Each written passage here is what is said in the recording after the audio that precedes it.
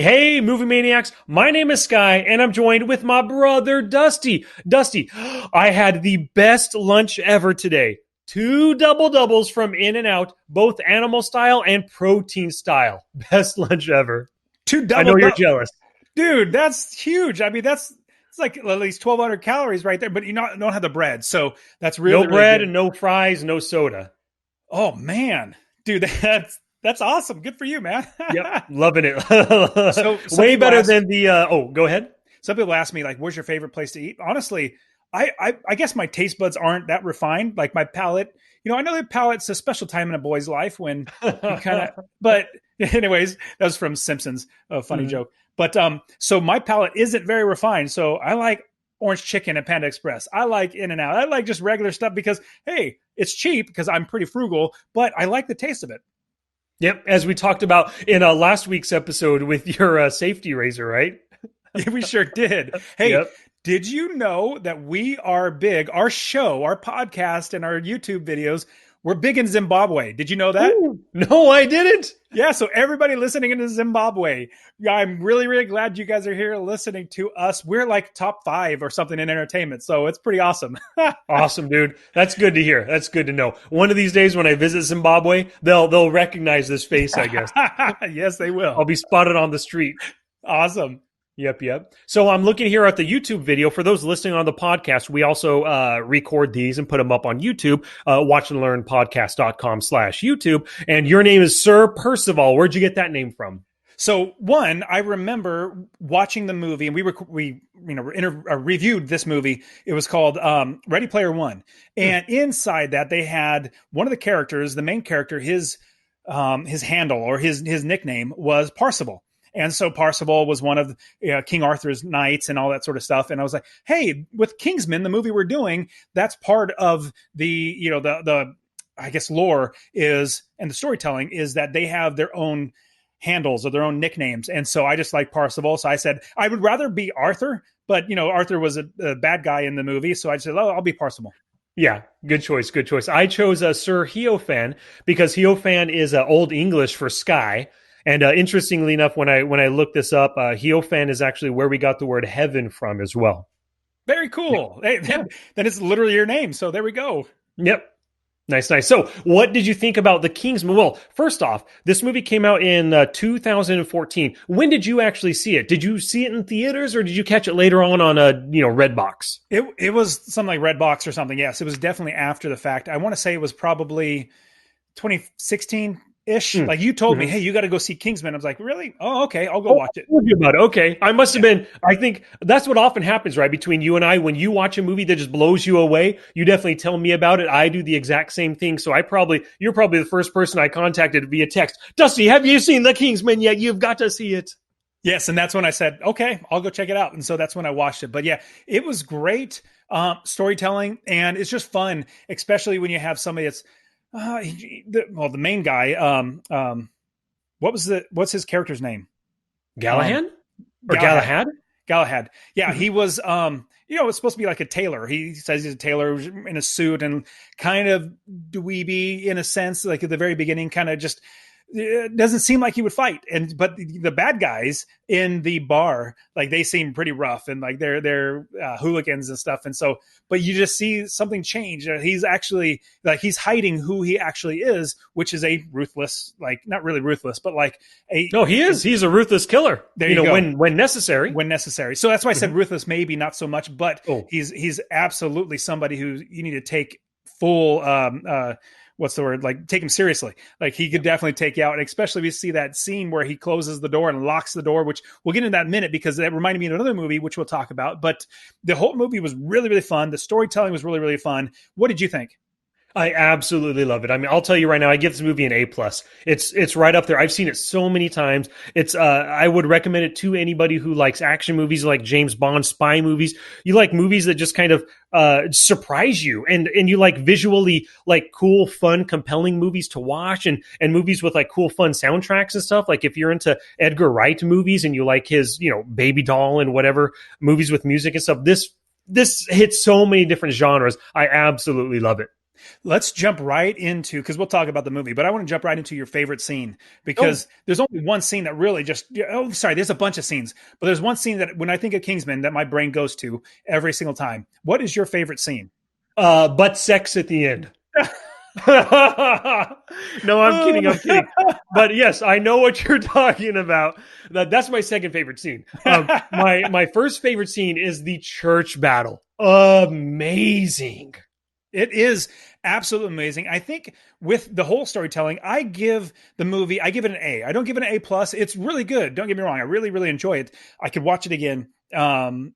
So maybe the butt scene that was like, okay, that brought it from an A plus to A because it was just like, oh, that was out of nowhere. Like it just almost like punches you in the face. But the church scene was so like in your face, graphic, and like, but the way they shot it, the way they filmed it was rather entertaining. It was a different style, and just the way that they did it, it's like the motion was fast and then slowed down, and fast and then slowed down, and fast and slowed down. It was really entertaining. But that's where that's what I really remember as I think of the Kingsman is that. But the other scene is literally the bar fight scene at the very beginning. Love that one. But so I give it an A because it's a really, really fun story. I can definitely watch it over again. Good. I'm glad to hear that. This movie has a couple elements that I really like that they do in movies.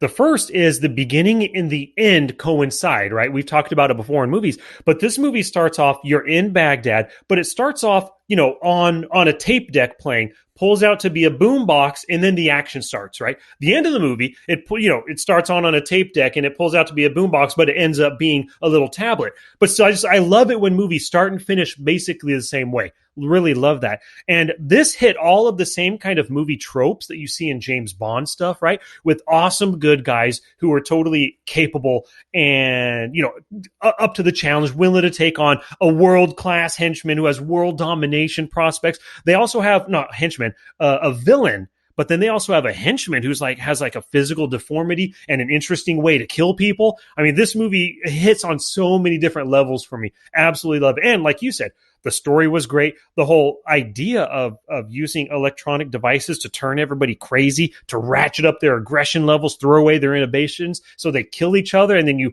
save the planet that way. Not that that would really work. Who knows if it would save the planet or not? More like just make everybody pissed off that you did that and now they're after you now, whatever. But that's why he's in a bunker up in Alaska. But overall, great story and just great storytelling in general, too.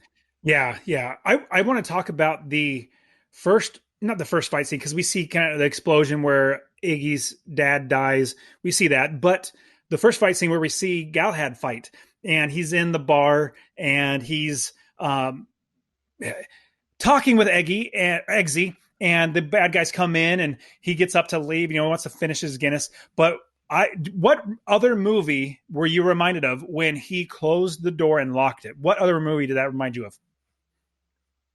I can't recall. Oh man, a fantastic movie. It's a drama, but it's terrific. It's set like in the 50s.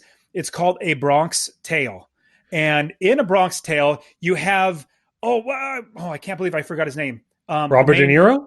No, yeah, they have Robert De Niro, but what's Chaz Palminteri? Chaz Palminteri. I love that guy. He's such an amazing actor. But here's the scenario. So if you've seen Kingsman, you know the scenario. He closes, locks the door, which is amazing. Then they fight. You have A Bronx Tale. I don't know if it's a movie we'd actually review, but you should watch it. I think everybody should watch it. But so Chaz Palminteri's character, he's a mob boss, and he's got mob people around him. He's the main guy. He's got a bunch of like old Italian mob boss guy. It's really that type of story. And so he owns a bar. He owns a bar, and then a bunch of bikers, like Harley riding bikers, come into the bar. There's literally like 15 of them going to the bar. And they start becoming rude and arrogant and all that sort of stuff, acting like they own the place. Chaz walks in and goes, "Hey guys, just take it easy." And but one of the bikers says, "Yeah, we want a beer. Our money's green just like everybody else's." And Chaz is being very respectful and says, "Spoken like a true gentleman. Go ahead and give them a house or some beer on me. Like give them a round on me because they're gentlemen. Let's take care of them. Let them." And then they do something horrible. The bikers do, and they start trashing the place. They start pouring beer out and all stuff, being disrespectful. And then Chaz says, "What are you guys doing?" the biker guy said, get out of here or something like before I mess you up. And then Chaz walks away and he's acting all nonchalant. He walks away. He goes over to the front door, closes the front door, and locks it. He takes his key out and locks the door. All the bikers turn around from the bar. They're sitting at the bar. They turn around and they see Chaz, the mob boss, in his nice 3-piece suit, just looking all dapper and everything. And he turns around and looks at them all. I mean, as Chaz would. I mean, it's brilliant. If you just look up a Bronx Tale, like fight scene or bar scene, you'll see it. It's brilliant. He looks at them and all the bikers are kind of looking at him like almost upset, but at the same time, like curious. And he turns and says, now yous can't leave. And their faces just drop. The bikers' faces drop, and they're like, "Uh-oh, what did we just get ourselves into?" And then the rest of the mob guys come in and just trash them. Oh, Brilliant! Love that scene. Reminded me just now. I'm not saying that they knocked it off.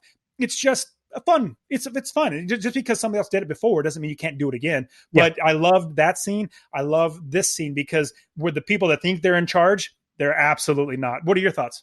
Oh, I agree with you 100%. If one guy, if you're a group of 5, 6 dudes and one dude is facing down all of you, I would be the first to kind of like, you gents, you take him on. I'll just be over here watching or whatever. Because so if one guy's willing on YouTube, just saw Sky like back away from the microphone. If you listen to the podcast, that's what he was doing. He was backing away slowly, like, this is something bad going to happen. Yeah, exactly. If one guy's willing to face down 6 of you, he knows something you don't know for sure. And it's time just back off, let cooler heads prevail, and get out of there safely. 100%. Yeah. Awesome, and so the interesting thing about not the interesting thing about A Bronx Tale is I saw it a long time ago. I don't remember anything about it. I don't remember liking it or disliking it because I just don't remember it. It's one of those movies that goes in one brain and out the other brain. Yeah, it's fun. It's a love story as well as a mob boss story. So it's got some great characters in there, great storytelling. But this scene reminded me of that. Now, in the Kingsman, what we have is a underground network of tailors that made a lot of money. So help me to understand this, because this is what I was trying to wrap my brain around.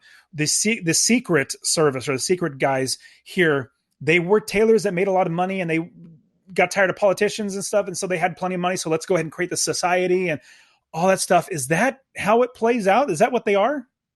No, I don't think so. I mean, that's their tailor persona is how they blend into society, is basically how it is. And that's how they can work with dignitaries and still talk to people, right? Like if you need the best suit ever, you go into their shop. Not if you need it. I'm sorry. You just pretend like you need the best suit ever. You go in there, you go into one of the secret rooms, totally closed off. And that's where you can meet clandestinely and speak about things and have your secret, liaisons with spies, telling them what to do, giving them orders and stuff. I think that's what they're all about, because they were established. I can't remember the exact story, but he was telling, Eggsy at one point, the history of the Kingsmen. And we started off just as tailors doing our the Lord's bidding, not the Lord, but, their king's bidding or whatever. And it grew to be a secret spy society, I guess. So, yeah, I mean, they were tailors, but now they don't have a government that they answer to. They're literally their own entity. And so, so I guess just that was rather interesting. They're just basically rich guys that said, we're going to stop doing, or we're going to do this on top of this. Now we have plenty of money. Now we have all this sort of stuff, but they don't answer to a government, which I'm not against absolutely at all. As long as they're doing, right things. But then again, you have plenty of bad guys, the terrorists that aren't for government and do a lot of bad things. So it'd be fine if there was a non-governmental agency that was doing good things, but people might say, oh, that's a vigilante. I'm like, well, just because the government's not over it doesn't mean it's bad. Yeah, that's true. I agree with you there. I'm down with vigilantes. Daredevil, Batman, bring them on. and the Punisher. Oh my goodness, I want to watch the Punisher. The one Punisher was really good. A lot of fight scenes are just terrific. One fight scene that I really love is where he gets trapped inside of this jail cell, like the hallway of the jail cell, and he realizes he is like 6 guys are coming out that want to kill him, and the Punisher is looking at him, And instead of like getting ready and waiting for them to come at him and then fight, he charges them and destroys them. It was just brilliant. So I was just thinking of like vigilante stuff. But yeah, I'm more of a libertarian where it's like, get the government out of all that sort of stuff. The government, they can't even tie their own shoelaces, let alone anything else. Like, so get the government out, let people do it. So, so what I don't mind this, that having a secret service that's actually doing good, because there are hundreds or thousands of secret bad guys doing bad. So Yes. I don't mind that at all. Yep, totally. Throw some good secret guys against them for There you sure. go. So what was, as you were going through this, what was the something that literally grabbed you? You said, this is why I really like this movie, is the way it's shot, the storytelling. The visual, some of those visuals, like right in the very beginning. Oh, the music and the visuals, right? So in the very beginning, they're in Baghdad.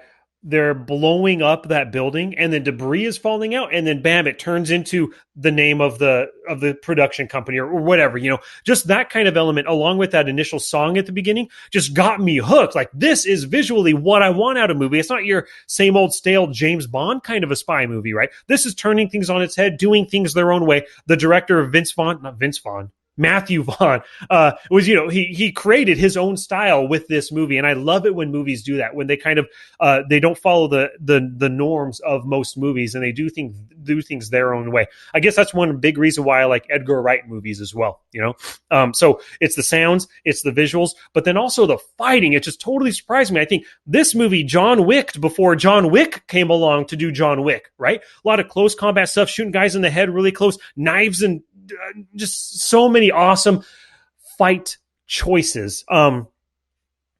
Shooting the one guy with the stun umbrella at the beginning, hit him in the head, and he does a flip in the air and then lands. I mean, so many cool things like that. Punching the guy, the tooth flies out of the mouth, in that first scene. Just some really cool stuff. Not your standard fight choreography.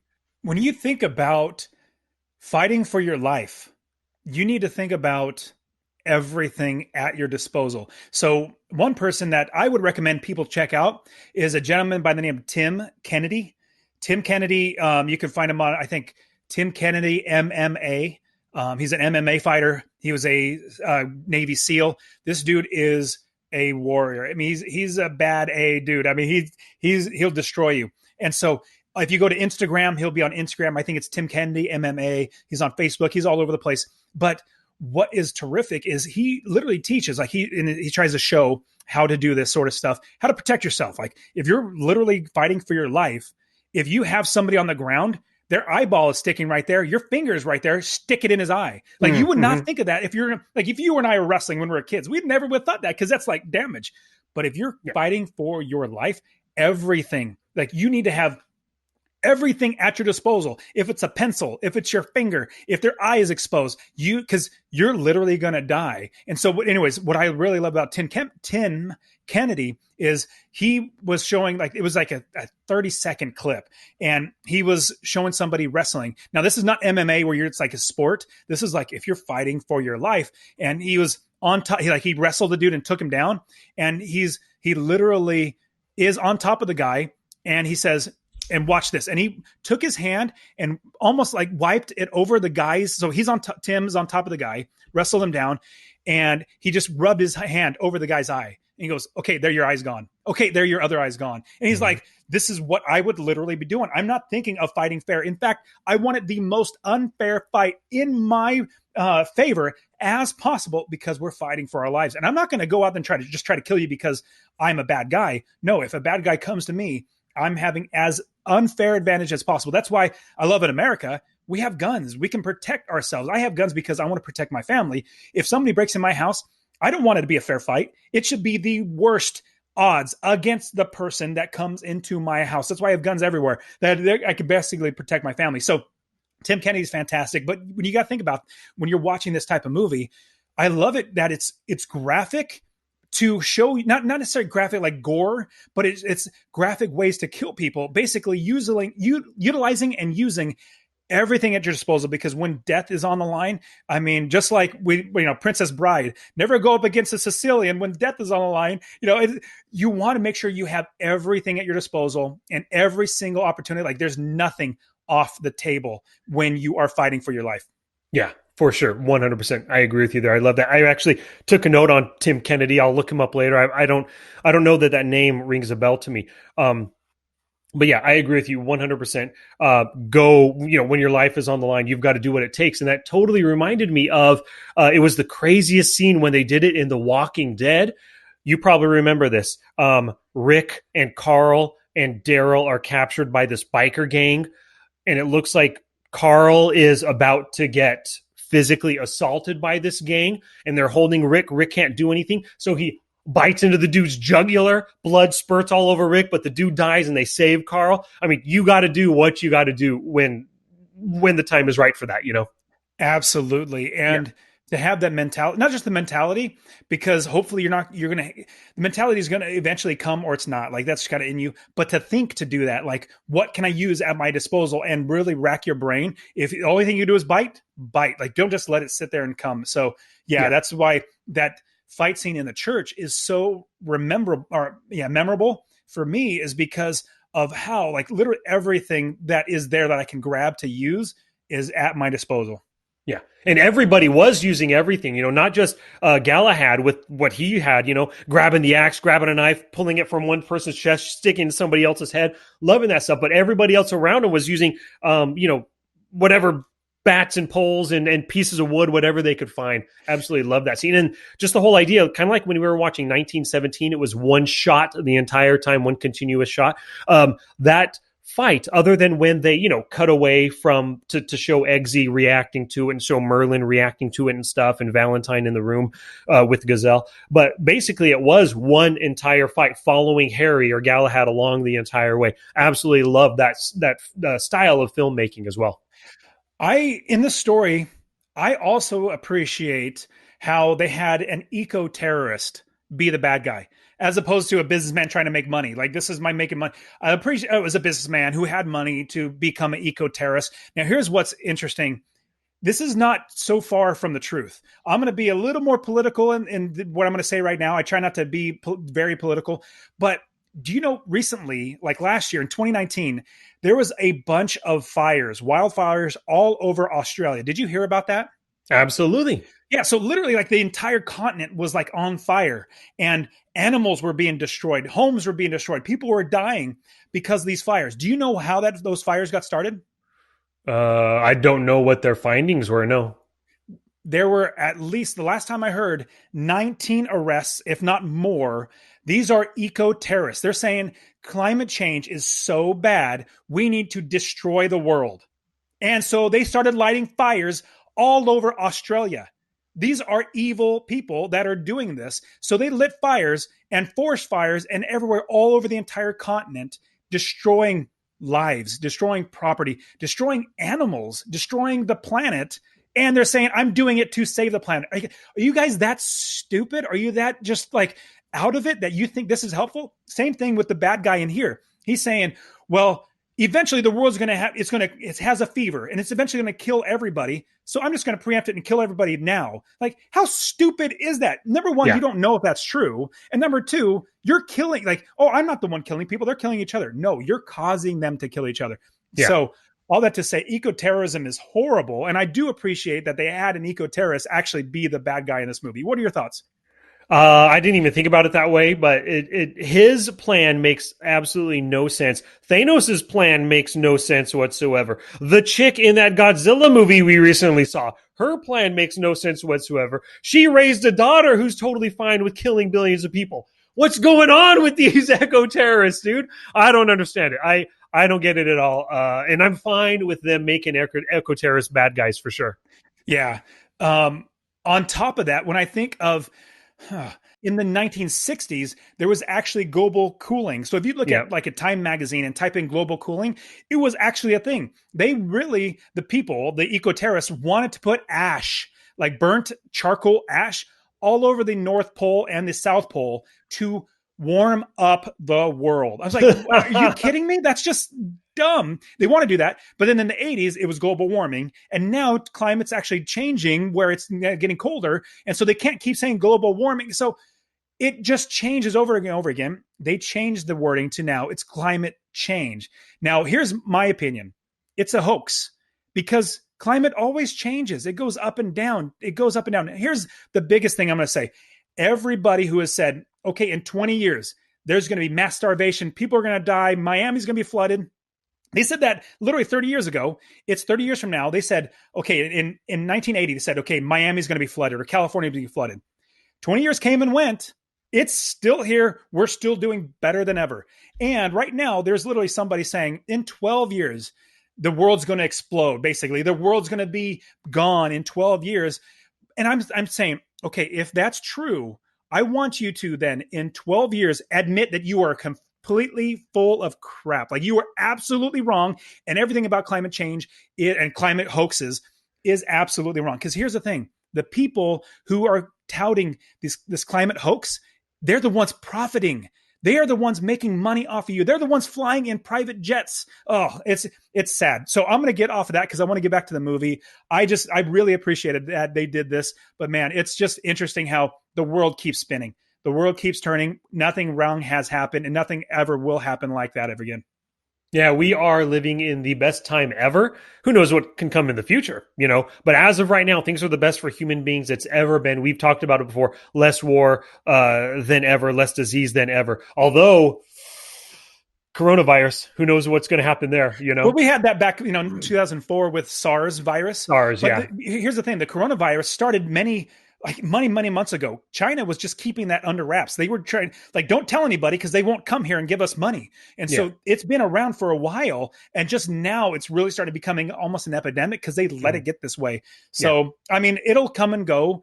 I think once summertime hits, that flu season will go. And so that's what's going to happen. But, in the end, it's the world keeps turning. Yep, for sure it does. Let me see here. Oh, I want to tell you, Dust, of course, you didn't hear about this movie until you watched it the first time. Have you gone back since watching this movie and have you watched the trailer? No, I probably should. No. No. Well, I mean, yeah, now that you've seen the movie, go ahead and watch it. But this is a movie. This is why trailers are the devil, right? If you watch this trailer, it gives away so much stuff that happens in the movie. I would be super bummed out if I saw this trailer before going to the movie. So once again, everybody, don't watch trailers. Even though in our show notes page, we always put the trailer there. But that's a spoiler page. Like, we're assuming you've read you've watched the movie, you're looking at our life lessons, and there's a trailer there if you want to kind of reacquaint yourself with the movie kind of a thing, right? But in general, trailers are the devil.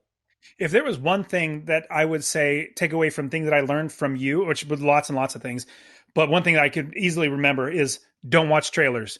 And looking back now, all of the movies that I've been watching since then, which was like 5 years ago, I've just been so much more happy with watching movies because the story's unfolding without me knowing what's happening beforehand, seeing what's going to happen, what they're going to say, what they're going to do.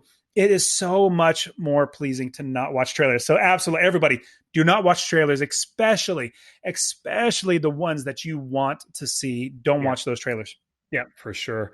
You had said earlier about I guess you didn't say this word, you said gore, or basically the fighting in this movie is very visceral, right? But there's not a lot of gore and not a lot of blood. And I really loved how they used like the firework explosion for everybody's heads blowing up as opposed to like their heads blowing up and blood everywhere. I just love the visual. I love the music. I love the colors. And like they actually turned it into like a visual element as opposed to just saving the day by pushing a button, everyone's head blowing up. I loved how they did that. That was fun. And they also had like the music playing with it too in the background. It was rather fun because you could literally see blood and brains blowing up.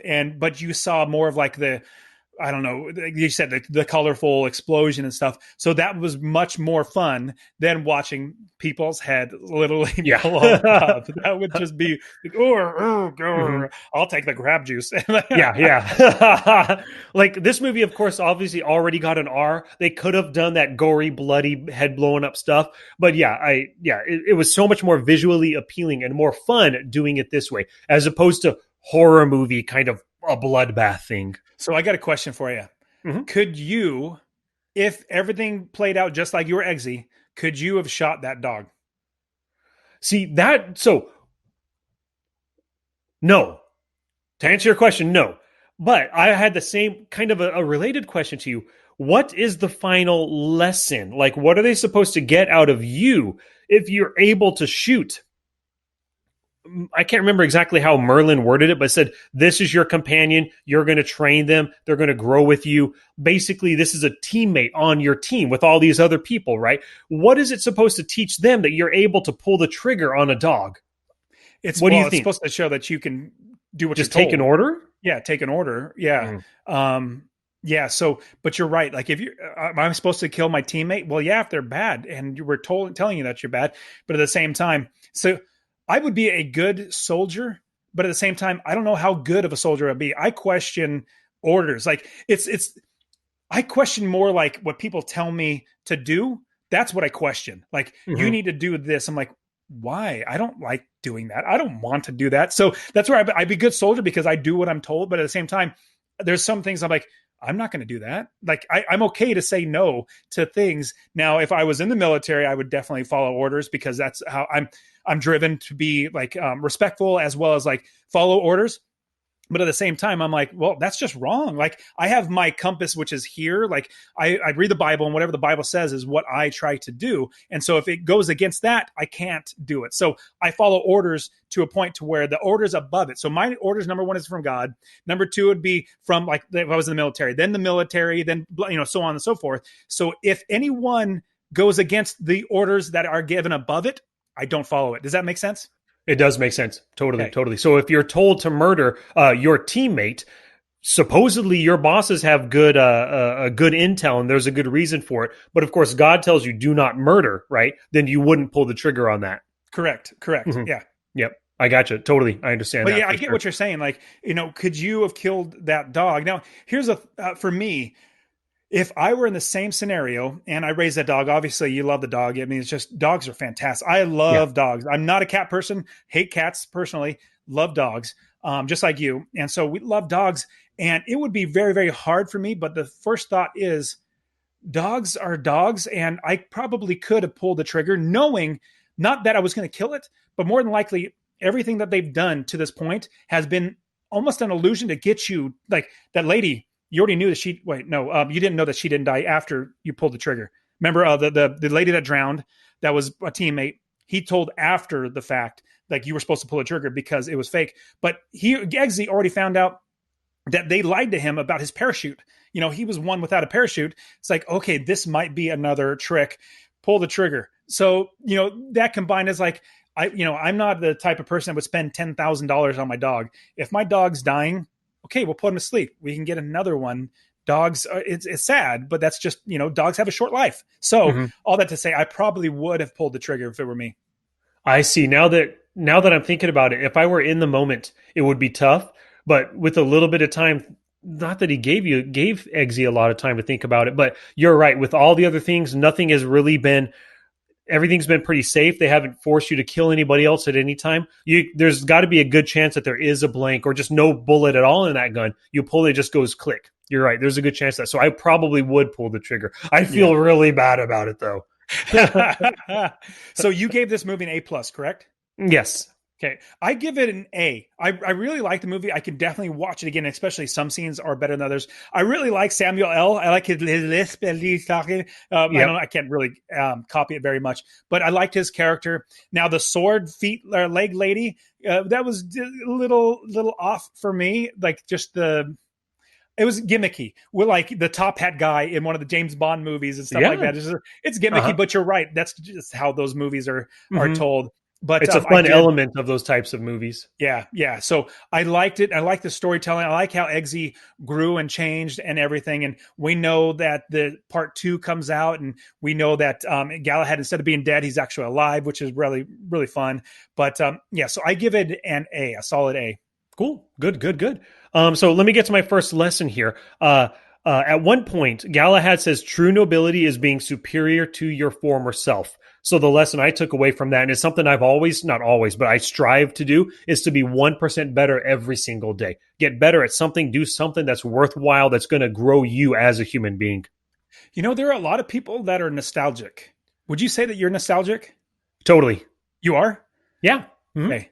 I guess I'm not.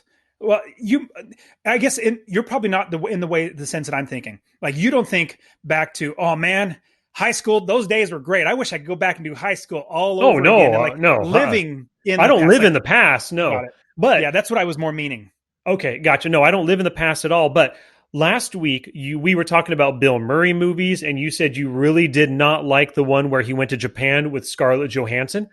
But I enjoyed that movie. Not that I would ever watch it again, but I enjoyed it because of the nostalgic feeling I got because I lived in Japan for a year and a half. That brought back a lot of feelings, and I enjoyed that movie because of those feelings it brought me. Just like Mr. Baseball, one of my favorite movies ever. Love Mr. Baseball because it brings me back to not only every time as kids we would go to Japan, but living there for a year and a half, I saw a lot of the things, I felt a lot of the things that he felt in the movie. And so it's that nostalgia factor for me. But I do not live in the past for sure. Yeah, got it. Okay, so I guess the way that I'm saying it is nostalgic, meaning you live in the past, and I agree that like I have a different definition of what nostalgia would be, but I am absolutely not a nostalgic person. I appreciate the history, I appreciate the past, and but tying on to your first lesson, which is my first lesson, because it's obviously it's Sir Galahad's first lesson that he gives. You always like true nobility is that you're superior. You're like you grow to be superior than your former self, which I completely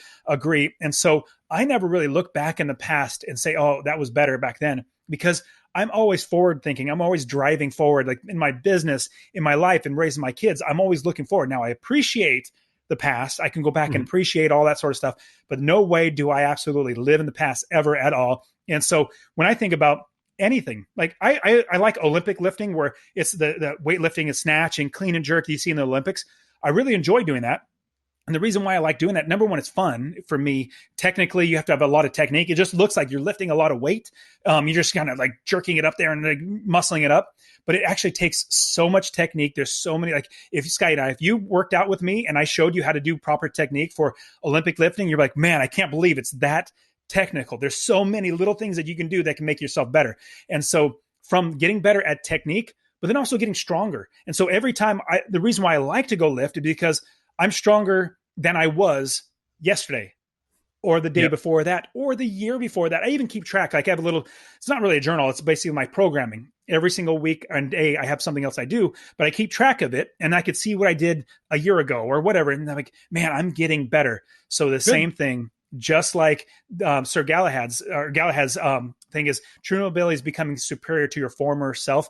Wholeheartedly agree. There's one guy, I can't remember his name, but he says, I live so that every day I can beat the crap out of my yesterday person. Like I always train to be able to beat the crap out of myself yesterday. Yeah, that's basically the same, just a different way to look at it, but the exact same lesson right there. Let me see. My second lesson is if it's too good to be true, it really is. So Valentine's free Wi-Fi, free internet access for the world. Yeah, that's not. But how are you going to say no to that, right? This guy's a multi-billionaire. Maybe you're thinking, yeah, he wants to do something good. It might cost him a few $1 million every year to give his service for free, but it's a drop in the bucket compared to what he already has. So it's a little believable. But then, man, when he turns on that thing and then you lose your inhibitions and aggression goes and you want to kill your own little 1-year-old girl, ho, man, you paid the price for that free gift, you know? Oh, yeah. Well, there's a saying, and it came around mostly when Google came around, basically giving away for free everything, like literally everything, which is a brilliant business model because people want and will use it. And you start thinking, well, how are they making money, or who's the customer? If you cannot find out who the customer is, you are the customer. You are the one, even though you're not paying for it in monetary sense, you are absolutely paying for it in some sort of sense. They're making money in some sort of way. And so if you can't figure out who the customer is, you're the customer. And just like if you're sitting at a poker table, you can't figure out who the, what's the term? The mark or the sucker. Yeah, the sucker or the mark. You can't figure out who the bad player is. You're the bad player. And For so sure. exact same thing here. It's a way to get in the door. And you could think, oh man, this guy's just being very, very nice. But like, no, it's a good indication for you to be leery. Now, you don't have to be completely against whatever, somebody's giving away for free, because there are people that do good things. But you could also say, what's the ulterior motive? So I agree. That's a good thing to think of is, what is the ultimate cost? And so same thing with like internet technology, our phones, all that stuff that's for free out there. eventually you're paying for it somehow, and somehow you're paying for it being like your privacy's taken away, and they sell you all your information. The governments have your information, all that sort of stuff. So yeah, I think that's a great lesson. Yep. Cool beans. What's your So second lesson? my second lesson is you always want to lock the door when you're going to fight somebody, because you don't want them to leave, so you can really destroy them. Because when you start beating them up, they're going to want to leave, and you lock the door. Plus, you put that fear in them when you do that as well. Yep, true that. Good lesson right there. My third lesson is don't ever let anybody put anything digital in your dome or anywhere in your body, right? Other than a pacemaker to keep you alive. That's just about it, right? Other than that, nobody's putting any kind of tracking information. I don't want all my information in a thumb so I can one day just use my thumb to buy stuff at the store. Not worth it at all. Especially nothing up here, let me tell you. Absolutely. And did you know, well, a couple things. Number one, in the Bible, there's something called the mark of the beast. And so it's literally, it'll be on your forehead, where it'll be a mark on your forehead that people will be able to scan you or read you. Basically, the Bible says that. But right now, there are some businesses that are literally putting a tracking, not necessarily a tracking chip, but like, you know how you would have a proximity card? It's like an access chip. Access chip. They would put it inside of your hand. So it's your hand. I'm like, no, I will absolutely not put any technology in my body. Now, 15 years from now, I bet millennials or the kids younger, like their kids are gonna be like, yes, put it in me. Like, I'll do that. I remember not True Lies. Total Recall. The first Total Recall with Arnold Schwarzenegger was fantastic. The second one with Colin Farrell was, it was okay. But one thing I remember is literally having a phone in your hand, and he had to cut it out of his hand, pull it out, and that's technology in your hand. I'm like, man, if there's anything anybody else is going to take away from any of this, literally don't do any of this stuff. Don't put any technology inside of you, because you're not the one controlling that technology. Somebody ultimately will have the control over that technology, and then ultimately have the control over you. So especially nothing near your brain. Mm-hmm. Yep. There's no way if I worked at a company, I'd let them put a chip in my hand. No, thank you. Not at all. Yep. So the next lesson, or the last lesson I have, is you never want to steal a car, because I saw him steal that car. I was like, oh man. And then the cops started chasing him, and he's all having fun. But then again, that's how he runs into Sir Galahad, but no, I'm looking at stealing a car as like, man, or stealing really anything in general. It's like, why would I steal that? Eventually it's going to catch up to me. And so that's a big life lesson that I learned. Now, there's plenty of other lessons we can go through this, but that was one that was like, as soon as I saw him jump in that car, I'm like, oh, that's a bad idea. Number one, bad cops idea. can come after you. But number two, bad guys are going to come after you. Yep, that's true. That's true. Let's see here. Church fight. Oh, what is your prop that you would take from the movie? So I think it's the watch. I'm a big watch person. Ooh. I really, really like watches, and I like the watch, although it's not as iconic. Maybe it would be a fantastic suit, suit with the watch. Maybe like and the shoes. That's probably what it'll be. Like I could actually, I just, all that stuff ran through my brain really like a nanosecond. Gotcha. Went through my brain. It's like I would be one of the Kingsmen with the suit, with the glasses, with the watch, and with the shoes, and be awesome. And the umbrella. You gotta throw the umbrella in there too. Good. So you'll be dressed for success at this year's prom.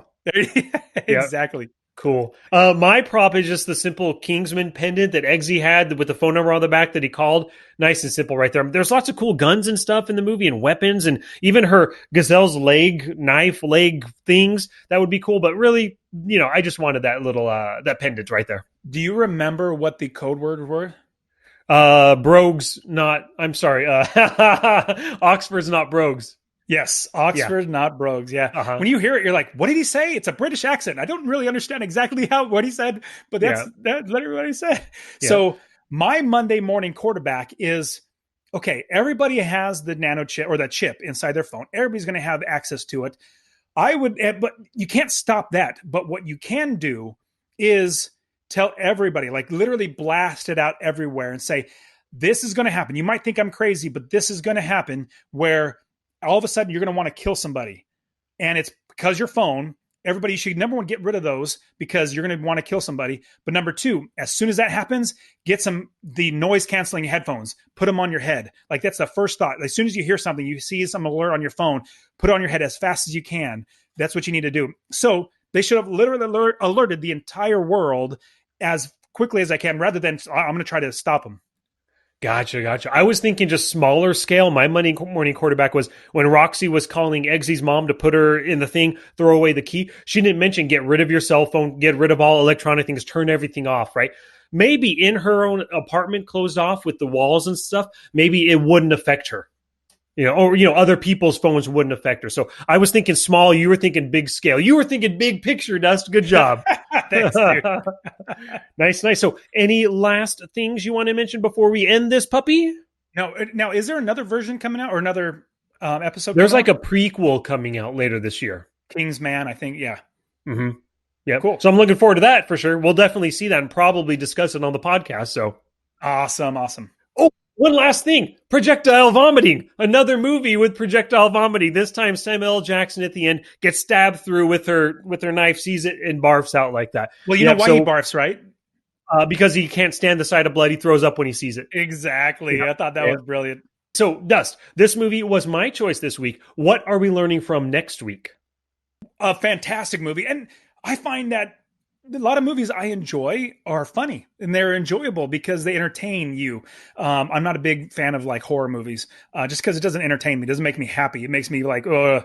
So I want to go back and watch a fantastic movie that is hilarious. And it shows this actor in a different light as opposed to his normal other characters. Like Trading Places is a fun movie with Dan Aykroyd and Eddie Murphy. You should definitely watch that, but that's not the one I want to watch. What I do want to watch is Coming to America. It has Eddie Murphy in it, and it has him playing a different type of character because he's a prince. He's a royal guy.